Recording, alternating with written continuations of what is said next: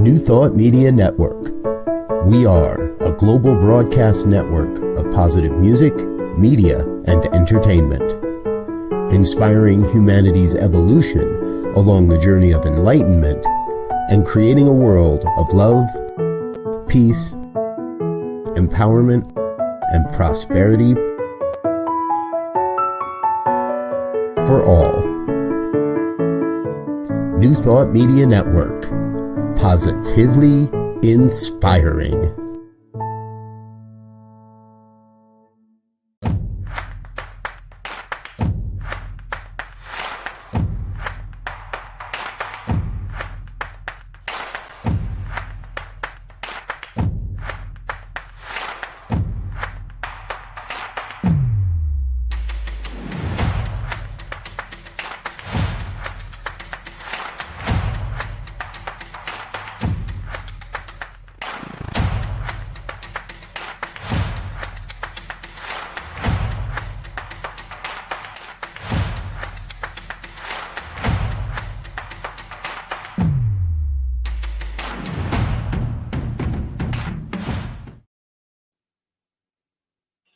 Hello, my friends, and welcome. Thank you for joining us for Spiritual Toolkit today. My name is Brock Ford, and I am your host. Joining me on the team is producer Peter Millar, and a shout out to our network founder, Robert Brzezinski. The idea for my show came from my sincere desire to be of support and a voice for the disenfranchised, the struggling, and hurting people within my reach, and to offer spiritual and ethical practices that help others transform their lives, relationships, and careers. It's my hope that we can support others on their path to their passion, their dreams, and their best life, building a bridge of understanding, healing, and thriving for all. So we will have guests from all walks of life talking about real life and navigating its twists and turns and living triumphantly. And so last week I told you that we were going to go behind the scenes with the episode today and speak with our Spiritual Toolkit producer, Peter Millar. I've actually known Peter for 25 years. We met in San Francisco back when print publishing was still a real thing, y'all. We were working for different publishers and we met at a social function.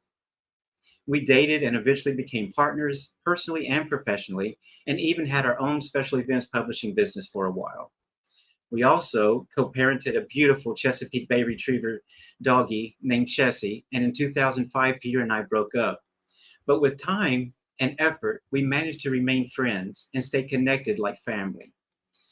Peter studied film and television production at Northwestern University, and after college, he migrated into the world of print publishing, working to help produce textbooks, magazines, and all sorts of other printed materials, working on the creative writer, editor, and designer side of things. Peter has an interesting life with plenty of unexpected twists and turns over the years, and I suspect we'll talk a bit about that. But over the years, he and I have remained connected through it all. One of the reasons I wanted to have Peter as a guest today is because he's not a member of Unity, Religious Science, or any New Thought church for that matter, but he's worked with me, helping me to edit my messages, my sermons, and my workshops. He's helpful because he's so dadgum talented, especially because his mind is open to different spiritualities. He's pragmatic and analytical. So I know that if Peter likes a lesson or a workshop that I'm working on, I know it has a message that most people will understand and embrace. And so with that said, everyone, let's welcome Peter Millar to Spiritual Toolkit. Welcome, Peter. Welcome. Thank you for joining me today. My pleasure. My pleasure. You're welcome. You're welcome. So let's just get started. Let's just jump into this. And if you don't mind, let's go way back and give us some insight into your life growing up in Chicago and how you eventually migrated to San Francisco. Sure. I born and raised in a suburb of Chicago named Park Ridge, Hillary Clinton's suburb. And it was a, middle class to slightly upper middle class kind of upbringing. My father was a doctor. My mom was a homemaker.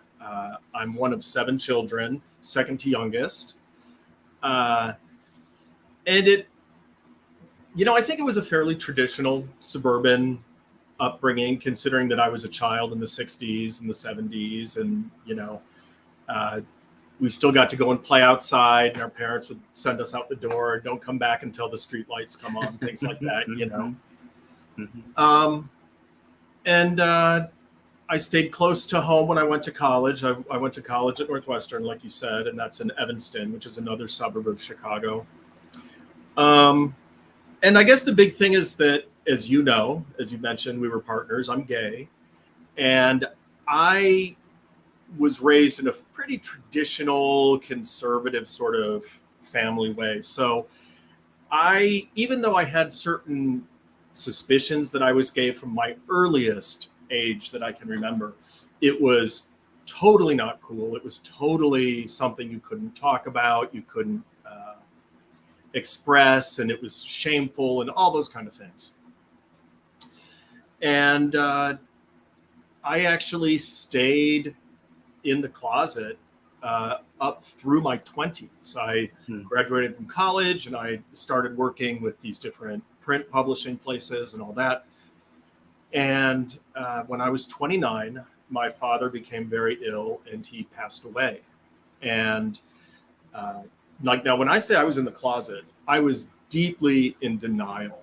I wasn't having a secret life, doing things surreptitiously, or anything like that. All I was doing was trying to date women and making a lot of people, including myself, very unhappy. And when my father got sick and passed away, I saw him like in his hospital bed and in the ICU unit. And I just realized, I'm miserable. None of us are getting out of this alive. Get on with your life. And so I came out. I said, I know what is real and true for me. And it was a wonderful thing to be able to take that burden off of me and to live more authentically. I had a lot to learn as a 29-year-old who was just now coming out. In many ways, I think I was like still a high school student, 13, 14, 15-year-old when they first get their crushes and puppy love and stuff. How did you come out? Did you come out to your family first? Yeah, well, I'm very close to my brother Phil and his wife Jean. And Jean is a magnificent therapist, and she sees things. You know what I mean? She understands what's going on. And they created an environment for me that was really safe to say, hey, I think I am. And in fact, my entire family, when I came out, very supportive. The messages that I was raised with that said don't be gay went beyond just whether my family was more conservative or traditional or something. It was a very sociological thing. But my family was all really supportive, and working in the arts, in publishing with a lot of artists and graphic people, there were other people who were gay that I would cross paths with, and they saw me coming. You know what I mean? It was not a surprise to many people. Let's put it that way. As I talked to friends and all that. But as far as making it out to San Francisco, so it was odd waiting until I was 29, 30 to come out, because I had done so much to build a life that was built on a lie, that was inauthentic. And suddenly I'm coming out and I'm still seeing the same people and having the same relationships. And it felt very strange to me, because the whole world was different, but it was all the same at the same time. It's a difficult thing to explain. And it felt sort of inhibiting. It's like I wanted to run into my gay world and my gay life, but I had so many deep roots in this old sort of dishonest life that it was odd. It was fun the first couple of years, but it was odd. And I had given some thought to maybe there's a world beyond Chicago. Well, the other big seismic thing that happened in my life was I discovered just a couple years later that I was HIV positive. And this was in the early 90s, when there were still not combination therapies and treatments that we knew were successful. In fact, I remember sitting in my doctor's office and being told I could expect to live healthily. I could expect good health for about 7 to 10 years. And then things will start to happen. And hopefully in 7 to 10 years, we'll have different kinds of treatments, better treatments than we have now. And that was just devastating. So from 29 to about 32, 33, a lot of big changes, and not all of them welcome, even though I still don't regret coming out or anything like that. Mm-hmm. And I was really depressed at first. And a friend of mine who is an airline rep, he works for airline unions. He's like, you've got to snap out of this, go someplace fun. And he took me to San Francisco. And I had never been there before. And I realized I'm a Pacific Northwesterner trapped in the body of a Midwesterner. Once I got out to San Francisco, I'm like, just the terrain, the weather, the people, the vibe, everything was wonderful. Mm-hmm. And I also discovered that San Francisco was light years ahead of Chicago with HIV treatment and research and stuff like that. And so I visited in, I believe it was April, and by October of that year, I moved. And so it's the mid-90s. There's a big tech boom.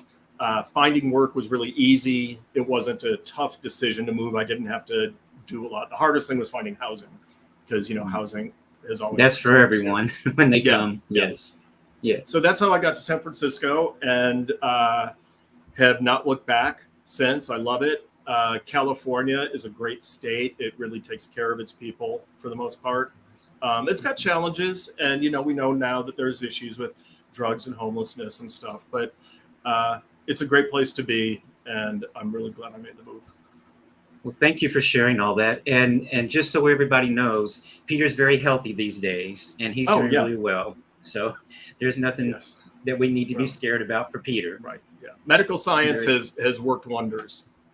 So exactly. I'm very happy. So I wanted to share, and I know, and y'all, as we get into the show a little bit more, you may find that we have different remembrances of what happened over the years, and who's right and who's wrong about it all. But at any rate, I wanted to share with people a little bit about how we met. And I had moved to San Francisco. I'd been in San Francisco, I guess, for about 3 or 4 years. And I met the owner, the publisher of what's called Frontiers News Magazine, which is a gay and lesbian arts and entertainment news magazine, and asked me to become his advertising director. And I thought, in my mind, I sort of belittled that. I'm like, I'm a daily newspaper guy, corporate, for 24 years. What's this little newspaper you're talking about? So at any rate, it turned out that it was sort of what you would call it, Peter. It was sort of one of the two main magazine newsprint papers for the gay community. The free weeklies that a lot of big cities have, like Chicago has The Reader, Village Voice in New York, The Stranger in Seattle, LA Weekly, SF, Exactly. And it was Bay Area Reporter was sort of the newspaper in San Francisco, and Frontiers was more of the magazine layout. But at any rate, I became associate publisher at that point. And there was a grand opening of a bookstore that also sold videos and adult videos and all those types of things. And here I was, just new to California, new to San Francisco. My eyes were open all big and everything. And I felt like I was in a big candy store just walking around in the area. I'd never seen the things that I was seeing in San Francisco. But at any rate, there was a grand opening, and my editor said, you've got to go to this grand opening and get to know the people in the neighborhood. So I'm like, okay, I'll go. So I put on a black suit, and it was in the parking lot of a Walgreens, which the store that they opened was right in that area, in that little plaza. And so I thought that was a little strange that it was in a parking lot. But at any rate, they had a big tent and all those things. And I went in, and I'd been there for probably about 30 minutes hanging out with my employees and meeting people. And I turned to my editor, Alec, and I said, who is that guy with the fluffy blonde hair on the other side of the room? And and the very first thing he said was, "Oh no, stay away from him." And he says, "No, that's not for you." And well, that was a challenge. So I thought, okay, well, when Alec turned and walked away, well, I thought, well, I'm just going to go meet that guy. So I walked over to Peter and I said, "Hi, my name is Brock. I'm the whatever associate publisher of Frontiers." And we started talking, and that's how we met.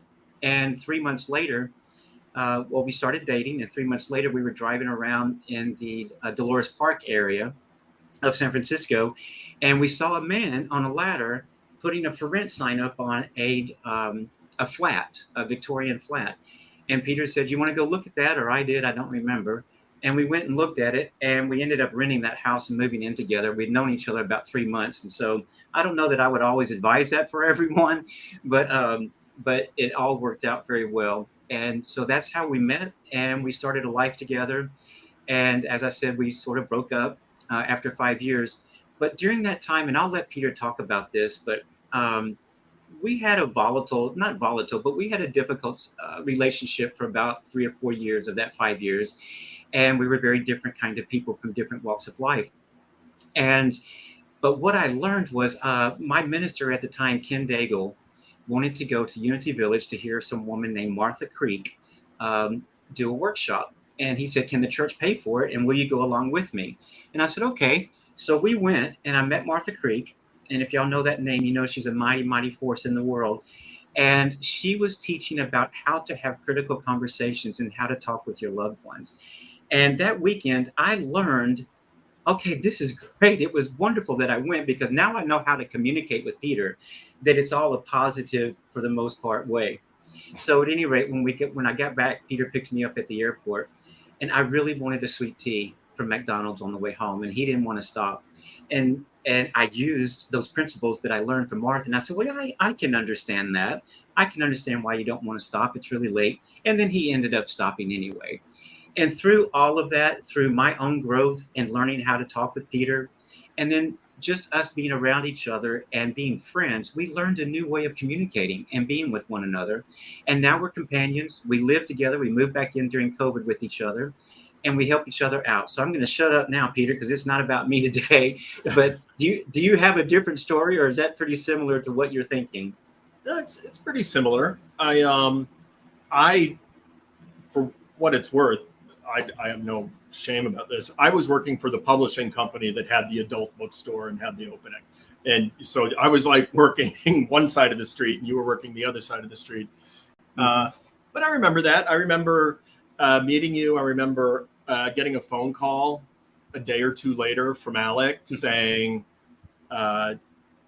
if he asked you out, would you go, kind of a thing.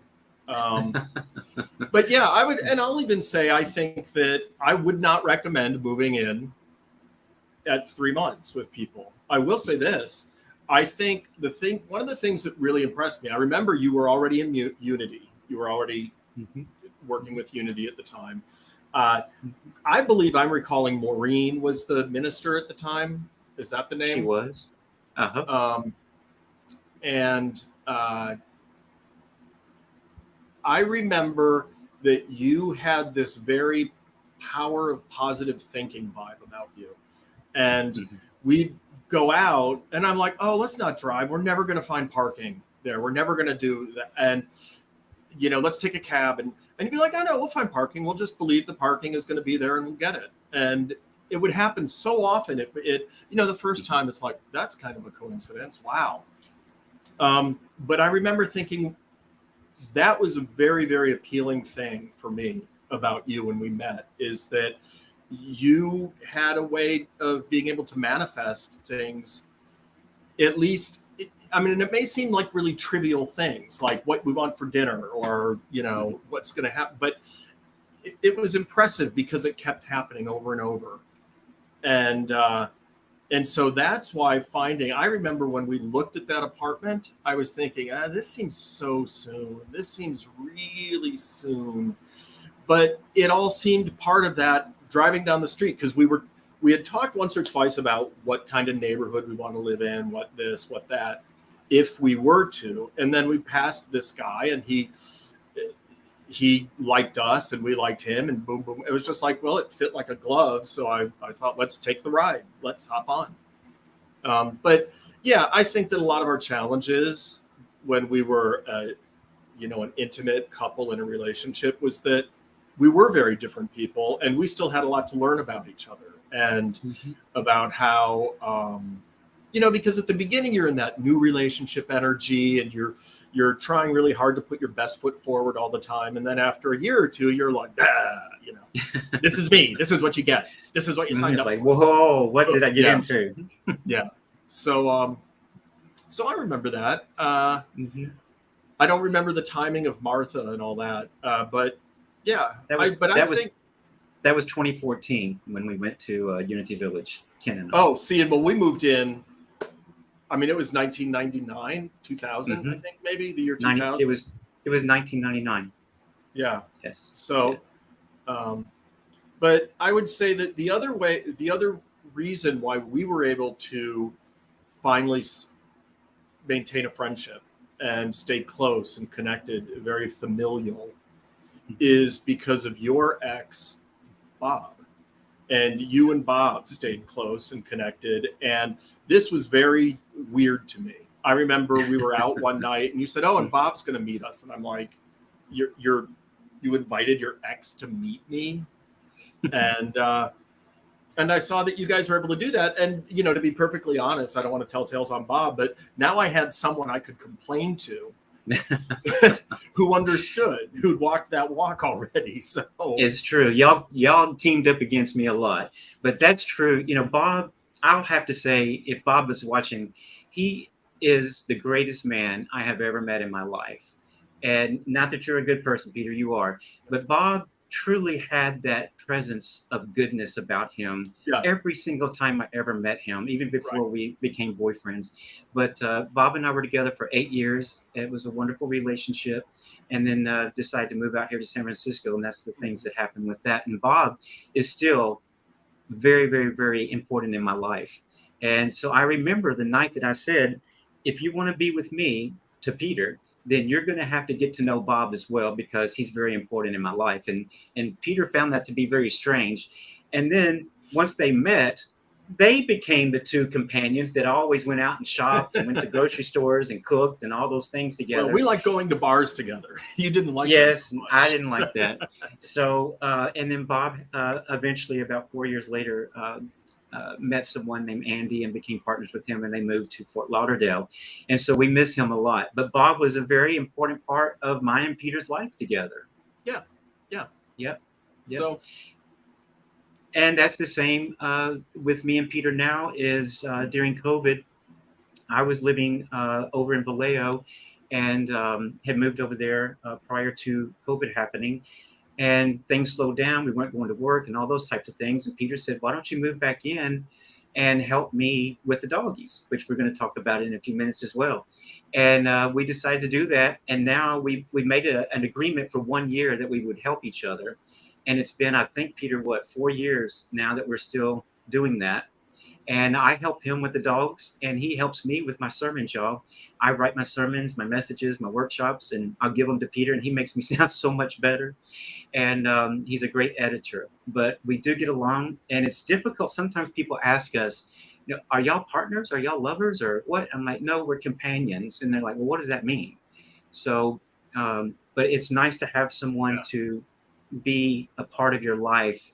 And because that other part of my life is over with, I don't really care to have another partner again. And I'm very happy just being a companion with Peter. It works out really well for us, don't you think? Yeah, I think it works out well. I again, we have different sort of recollections about how some things unfolded. We both, I'll try to be efficient with this. Publishing died by the early 2000s.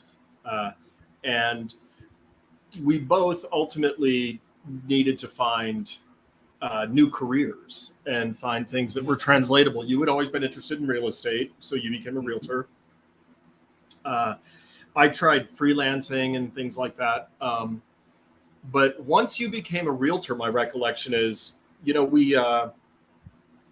lived apart. You wanted to live apart. You wanted to be on your own. If I'm Oscar Madison, you're Felix Unger.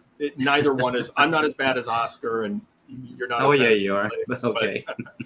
but you wanted to be out, and so there were a couple times you moved out of the house or wherever it was we were living, and then circumstances would force you either to move back in or someplace just wasn't working out, and so we didn't always stay under the same roof once we broke up. And so we apart and back together and apart and back together. And the back together were always very platonic. They were like, all right, I've got the extra room still. I don't have a new roommate, so you can go live there.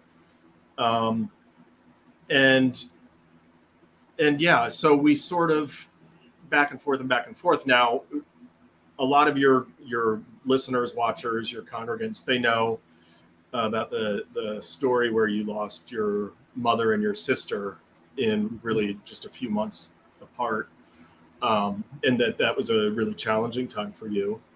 And you had moved out to Vallejo by then. You were managing an office, real estate office, and all that. And it was clear that there was just too much going on, and there was too much grief for you to be dealing with when you lost both your mother and your sister. I think people who know your sister was probably the closest person to you in your entire life. You literally I would know, like, what was it, 10:45 or 11:45 or something every morning. It's like, oh, he's going to be on the phone with Beth. You were just, it was 10 a.m. 10 a.m. every day. Yeah. And so that's when it was like, things were really challenging for you. And it was like, this is not a time for you to be on your own. This is not a time for you to be isolated out in Vallejo, and work was suffering and all sorts of things. So it was like, look, I had always heard you talk about becoming a minister, having a congregation, having your own church, the kind of church you'd like to have. I from the time we were dating, it was always a thing, having grown up. And so my recollection is by this point, I have my dog walking business. I have and it's going very well for me. It's doing very well. So I could keep the house in San Francisco and all that. And my thought was, you need to get better. Come and live in my house. I will take a lot of the stresses of rent and income and all that off of you. But I needed two, I don't know if you remember this. There were two things I wanted. I wanted, one, you got to work on yourself. You've got to, deal with your grief and face it. And whether it's talking to Martha or however you need to do this, you need to really process this, because it was really crippling you from my vantage point. And the other thing was, and help me with the dogs. I didn't need rent. I didn't need, help with food or anything like that. But I said, help me with the dogs, because it was a big business. And so that's what I remember. And then moving back out now to this house you see behind me, the house I bought in Vallejo and behind you,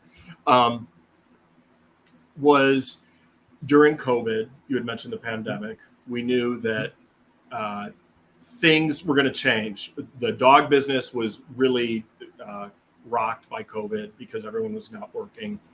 And our landlord back in San Francisco, there were inklings that they were going to try to sell the house, and there were just things going wrong with the house. It was going to, and this and that. And I remember thinking, change is coming. I would rather be initiating the change. I'd rather be in charge of the change instead of just reacting to it. Like, oh my God, this happened now. What do I do? And so that's when I started looking, and you knew Vallejo. Vallejo was an affordable community for me and all that. And found this house, which was really nice. It's a 100-year-old house with 100-year-old bones that constantly need repairing. But so that's how I remember how this got out here. And and the working on yourself. So back to it was that's when you started going to Emerson, and you got ordained, and then you got your doctors and all that kind of stuff. So yeah, it all worked out. Yeah, it did work out pretty good. It did. Yeah. Tell me a little bit, and y'all, Peter, as far as I've known him, has never been a real religious person. And I don't think that I'm religious either. But at any rate, in my mind, he was sort of way over here, and I was more here as far as spirituality and religion went. And over the years, just us being together, I learned that he was a very spiritual person. He just looked at it and called it something different. So, Peter, would you talk to us a little bit about, share with us a little bit about your path to finding I guess, a spiritual philosophy, for lack of a better word to say it, of that you could get on board with that gave you some hope and faith about life? Yeah. I definitely, you remember I said I was 6 of 7 children. So by the time you're like, all of my older siblings went through, catechism and confirmation and stuff like that. When I was a very, very like 4 or 5, there was some Sunday school things. But by the time I got old enough, my parents were not, they were over this you do this, you do that kind of thing with the kids. We were becoming a little more free range. And I always was a very scientific, analytical, kind of critical thinker. And so I largely an atheist growing up. In fact, I remember very clearly learning that there was no Santa Claus. And that in a family where we were raised on the Santa Claus mythology, and you've got older siblings, my parents were like, don't you tell your little brother, don't you tell your little brother. And it went from like this joyful Christmas thing to it's like, did you tell him you've ruined Christmas for him? You know, it was a very, what was supposed to be joyful got really sort of corrupted. And it felt almost humiliating, like a big hoax had been perpetrated rather, on me. When I learned there was no Santa Claus, there was no Easter Bunny, and it just immediately translated over to religion, to God and Jesus also. If all of these things, which seem so improbable, like Santa Claus and the Easter Bunny, oh, they're not true, it's a made-up story, why should any of this be believable also? And then I just, I like to think that in some areas I have an open mind. And as I got older, and I'm talking like into my 20s and 30s now, I just began to think an atheist who is absolutely determined to say there is no God, there is no heaven, it all ends the moment you die, it's all an accident, all this sort of stuff. To me, that's really no different than the super hardcore evangelical who were like, you must accept Jesus in your heart. And if you weren't baptized in this church that way, you're not going. To me, it's like the same argument, just from two different sides. Mm-hmm. And that began to open up the concept for me of that, maybe there is just more. There are things we still can't explain. And so maybe there's just more and bigger. And for the longest time, my thoughts were, and you've heard me say things like this before, as human beings, we are still animals on this planet. We're a product, in my opinion, of evolution, the same way dogs and monkeys and trees and everything else are.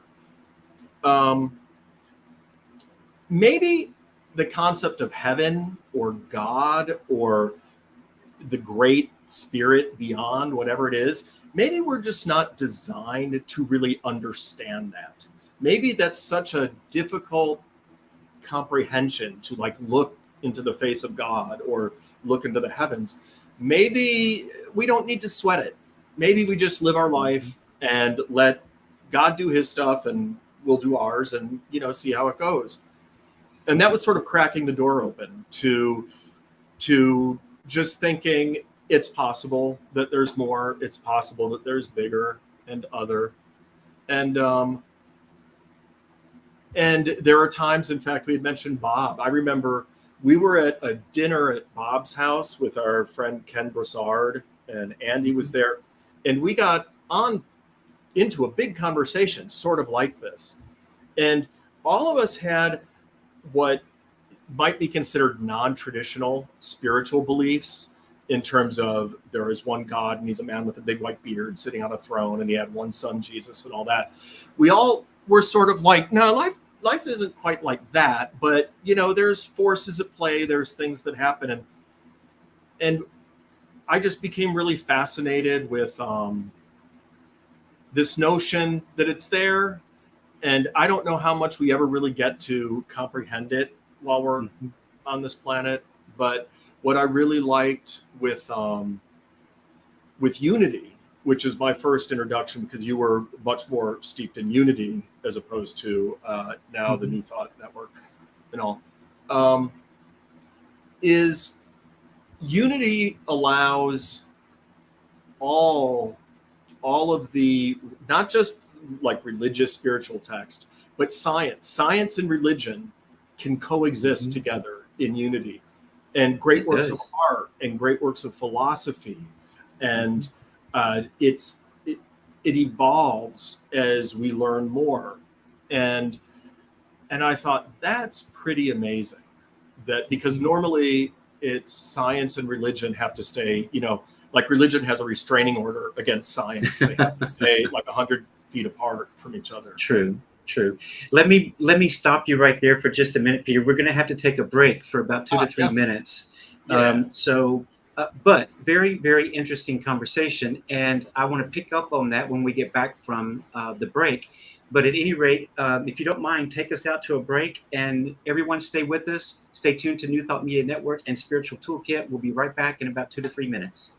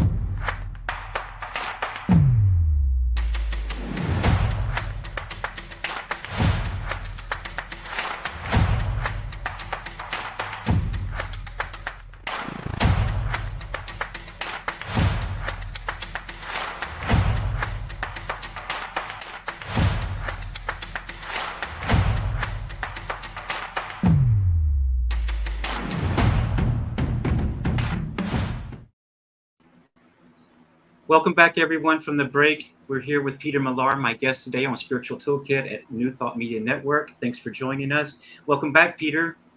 Thank you. Let me put the clouds back in there. Hold on. There we go. There you go. Well, since you're doing that, that sort of prompts the next question I wanted to ask is, when I met Robert Brzezinski a couple of years ago at the Anton Affiliated New Thought Network conference at Unity Village, he had this idea about putting together a network to help ministers and lay people and practitioners get their message out there. And several of my friends were signing up to do that. And so I went and talked with him and said, I want a show. I've got a lot to talk about. So he said, let's do it. So at any rate, when that happened, he says, you're going to need a producer. And I'm like, well, okay, I don't know anything about any of that. What do we do? And I went to Peter, and because he had a film background in college and things of that nature, and also because he helps me with my work in editing, I said, hey, do you think you can do this? And the idea that I had in my head, sort of a vision came to me, and I can't think of the name at the moment. Was it Howard Stern, Peter, and his Howard producer? Stern and Robin Givens. Yeah. Robin, that's it. So I sort of had this idea that Peter could be my Robin, and I would be the Howard Stern for my show. And I asked him, and he said he would love to do it. And I put him in touch with Robert, the founder of New Thought Media Network, and they trained him how to do it. And tell us a little bit about that. And are you enjoying it? And how's this working for you? Yeah, I'm enjoying it. It is, as you probably remember from way back at the Frontiers days and all that, what I found a skill for me was what I called a content producer. Mm-hmm. Which meant that, like, when I was managing editor at Frontiers with you, I loved the meetings where we figure out, like, are we going to be themed for this week's issue? What can we do? What's the point of view? This person would probably make a really great interview or a great article and things like that. Mm-hmm. And so as far as producing, I do have a little bit of understanding how some people produce things like podcasts or radio shows or whatever. And, there's a certain amount of meeting the people beforehand and finding out what they want to talk about, if there's special things they want to promote, and kind of listening to figure out what's really interesting about their stuff. I found your interview with Francine and the writer fascinating, and it was great to hear her talk about it. And then that was one of the shows where I chimed in with a couple questions, because I thought there's a lot of richness here that we can talk about. So I like that. And I actually, as you know, and I'm sure people watching this know, the pandemic really changed the way people experience a lot of their social interactions and a lot of their spiritual interactions, like church going. And it things went online, and we know at work, people still want to work remotely and do Zoom meetings and all that. And so as a minister, it also seemed smart that you would begin to create an online presence. It just seemed like a logical step. And I actually have, big ideas that I hope we can do more of. As you know, and we've talked a little bit about this, there's a lot of great shows here on the New Thought Media Network, and I encourage people to check them all out and see what's a good fit for you. But if you noticed in the commercial we just showed, there's a special event concert where two musical artists are going to be coming together for a one night show. And I thought, wow, that right now we've got a lot of people with weekly programs or bi-weekly programs or whatever, and what if we were to start creating things that were a mini series or a one shot or just a 2-part episode, because that's one of the great things about this format online is that it's less restrictive than things like a television schedule or a radio broadcast schedule. True. And we have flexibility. So this is like what, your 10th or 11th show now? I've lost count. I think it's my 10th. I'm not quite sure. And I finally feel like I'm getting the hang of it. It's there's a lot of little buttons to push to make sure things go or don't go or noise doesn't come through. And that I'm still, learning a few of those things here. I forgot that. Like the black, forgetting the clouds, things like that. But for the most part, it's coming together pretty well. It's fun. Actually, I think you're doing a very good job. And basically, not just with New Thought Media Network and Spiritual Toolkit, but with everything that I do with my work, including real estate, I have ideas. I like to stay up about an hour later than Peter. So I try to rush him and the dogs to bed so I can have some quiet time alone in my bedroom. And things come to me during that time. But I had the idea of, how do we truly help people with this show? How do we show what our heart is? And Peter helps me with that, because he understands what my ideas are, and he even takes them further than what my idea was. And then he's the one that puts it all together. So I'll go, okay, I've got this idea. How can you go make this happen for us? And he's that technical guy behind the scenes, and whether he's technical or not, he figures it out. And because of that, we work really, really well together. And that's why we stay together, as with this show, with my ministry, and then helping him with the dogs and things of that nature as well. But he's very smart. He's much smarter than me, y'all. And he makes me look better with everything I do. So thank you. But what I wanted to do, we only have a few minutes left, Peter. So if you don't mind, why don't you scroll some of the pictures that you've got? I saw you looking pictures up. I didn't see them all.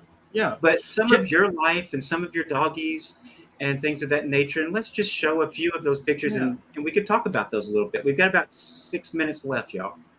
Yeah. We've got actually a couple more than so. But let me say one thing real fast, if I may. Sure. As we were talking about spirituality and my lack of a formal spiritual philosophy, but how I've evolved, what I always come back to when people hear what I'm doing with you, and they're like, you're helping some guy write sermons and stuff, is I heard this thing, and this just is absolutely perfect to me, and I think it has a lot of new thought in it. And that is that, according to certain laws of physics, that I'm a science guy, I accept the laws of physics, laws of thermodynamics and whatnot.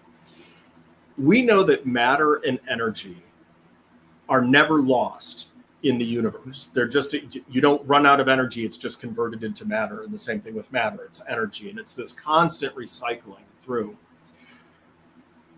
And that means that from the Big Bang, from the thing that created everything, we are that material. You, me, everything around us.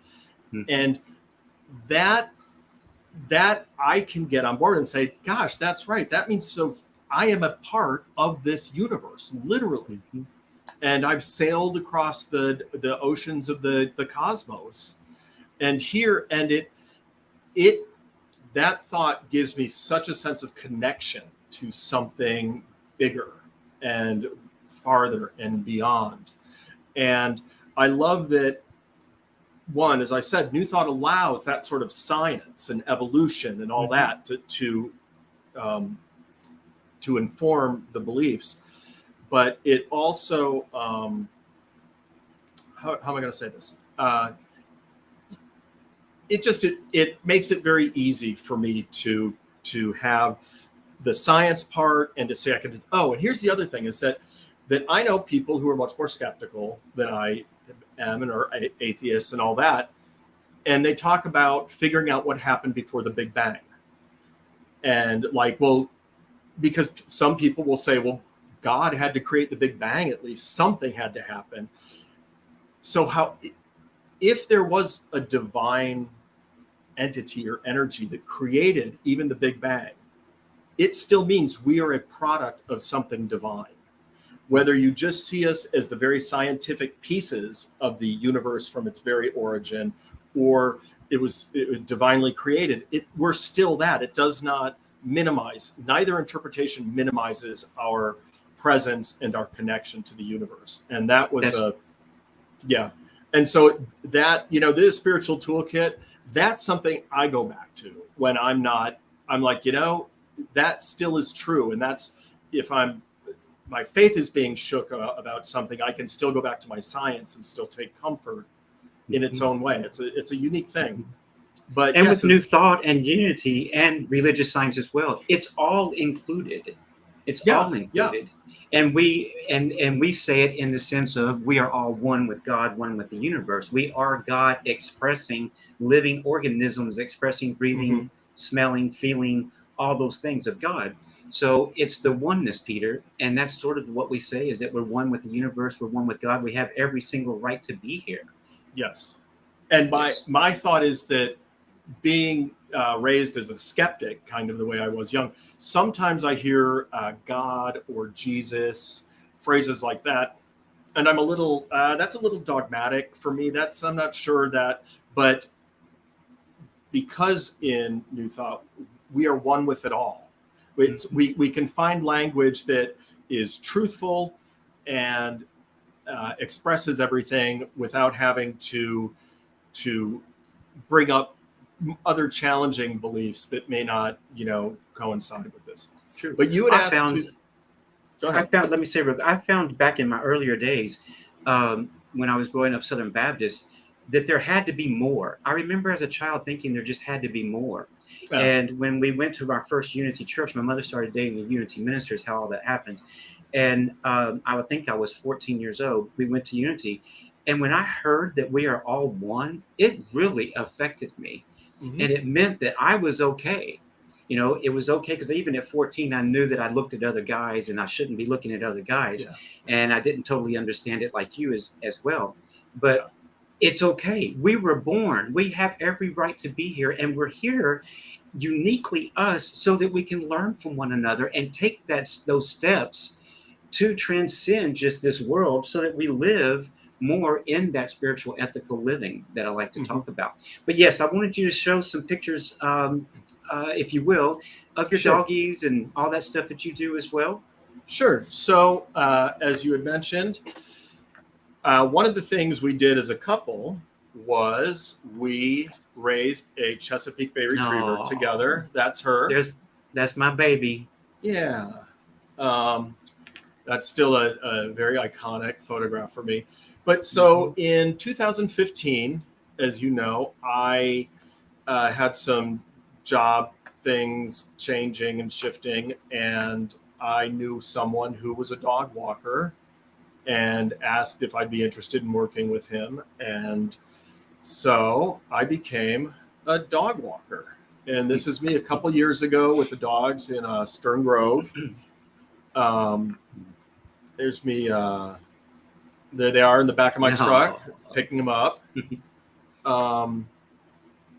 Sadly now, I believe only the Weimaraner over there on the left is the only surviving dog. Oh, Frankie's there.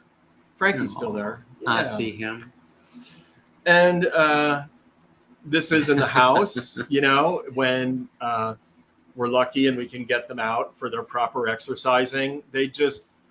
The secret of this job is that dogs do a lot of the work themselves. If they're good socialized dogs, you can't just take in any dog.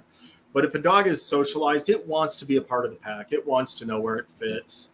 And it doesn't want the chaos and the insanity, which there is a lot of barking. We're lucky on this live stream today that no one's rang the doorbell or walked by the front door with a cat, It's true. And just to give your viewers a sense of what it can be like during the holidays when there's a lot of boarding, here is a picture of all the bowls of food that we were preparing for dinner. This was back in the old house in San Francisco. I mean, there's so many, and everyone, we have to have little labels, what all's what, and who's who, and different meds and stuff. But yeah, it's been really fun. I will tell people that it's the only job I've ever had where everyone is happy to see me when I show up. I've never had a job where everyone was excited that you came to work today. That's great. Yay. Right. So it's pretty awesome that way. It is. I like I it. love the doggies also. And there are times when I'm trying to write that I get a little irritated, and I'll go downstairs and say, Peter, please keep these dogs quiet, shut the door, do something. But when they all show up in my bedroom, they're all on the bed with me. I love them, and they're wonderful. Yeah. And it's a great business that Peter has that we're I get both to dog enjoy as people. well. Yeah, we're both dog people. We have a great affinity for dogs, and it works. So it's nice. And it's when you find something, as someone who went to Northwestern University and spent way too much money on a higher education, to find myself walking dogs this day, after studying filmmaking and having dreams of going to Hollywood and all that, it really is true. If you enjoy what you're doing and you're good at it, that's the reward. It doesn't, and if you're doing something you're passionate about, you can find ways almost always to monetize it so you can make a living at it. Exactly. So, well, thank you very much, Peter. It looks like we've come to the end of our show just about. Will you come back again in a couple of months, and perhaps we'll go deeper on some other things that we didn't talk about today? Yeah. And, like we said, maybe I'll be a little bit more like Robin Givens in the future and pop in a little bit more. I know that not everyone always wants me popping in when they interview, but it's fun. The interview with Robert Brzezinski last week was amazing. I encourage people to go to your YouTube page and find it. But true. Thank you for that. And it was. And thank you very much for everyone for joining us today. We've come to the end of the show. Peter, I'm grateful for your participation and sharing such interesting, thought-provoking, and didn't tell too much about me information. And thank you to all of our viewers and subscribers for joining us today. And join us next week when I have Reverend Sherry Johnson, a very, very dear friend of mine. She's also a part of Anton as a member. She's a CSL minister. She lives in the Kansas City area near Unity Village, actually. And so she'll be my guest next week. And then don't forget to check out all the other wonderful shows here on New Thought Media Network at ntmedia.org. And make sure you come back next Thursday at 3 p.m. to watch Spiritual Toolkit. That's it. I love everyone. Thank you so much for joining us. Good night. Blessings to you all. Goodbye.